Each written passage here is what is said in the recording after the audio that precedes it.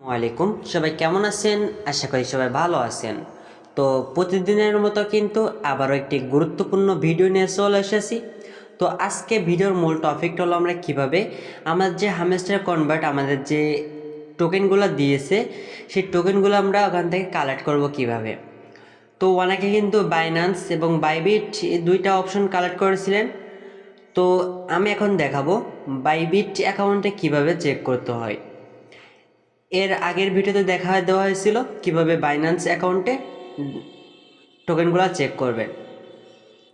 তো বেশি কথা না বাড়ি আমরা বাইবিট অপশনে চলে যাব, বাইবিট অ্যাপসের ভিতরে।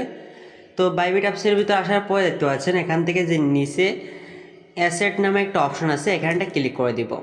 তো অ্যাসেটটা ক্লিক করে দেওয়ার পরে দেখতে পাচ্ছেন এখান থেকে ট্রেডিং আছে, এখানে একটা ক্লিক করে দিব। তো এখানটা ক্লিক করে দেওয়ার পর এখান থেকে আমরা যে সার্চ বার আছে সার্চ বারে আমরা ক্লিক করব।